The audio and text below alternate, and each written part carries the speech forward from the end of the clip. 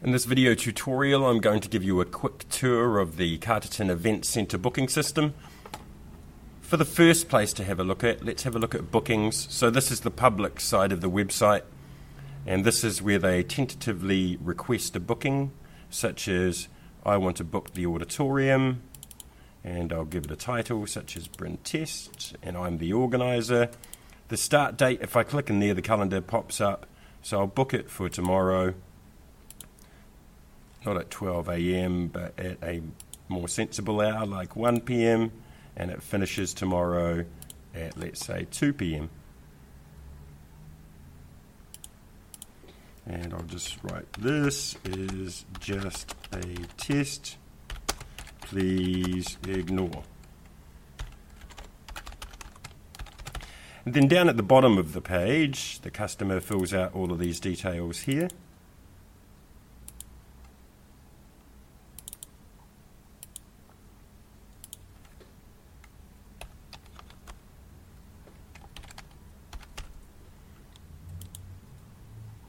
And they put in this code.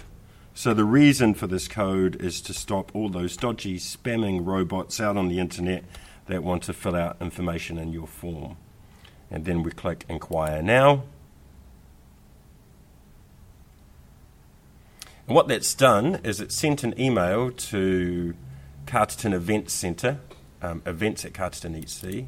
And if I just show you what that looks like, this is it over here. I'll just move that back. Right, so now let's log into the back end. So I'm firstly going to log in as just a volunteer to show you what they see. Or actually, I'll just log out so I can show you what the login looks like, because I was automatically logged in. So if I click login, and I'm going to log in as Bryn-Volin, which is a user that I created. And you'll notice that I can only see the online bookings module. And if I click on that, I can then see what bookings we have for the month. Now, if I want to find out more details, I just click on the booking once like that, and it shows me all the details. Who the organizer is, the contact, the venue I booked. This is one I did actually quite a while ago. And any other details such as I requested a table. And so that just shows you that that room is available.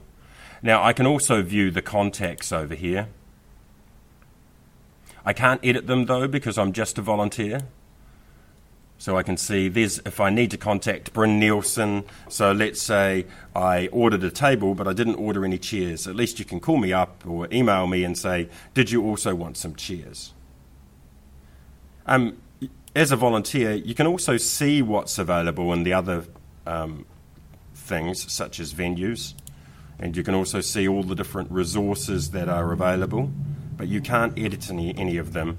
Because most of the time, a volunteer will just be looking at what's been booked so they can get the room ready. And that's how the volunteer works. So now I'm going to log out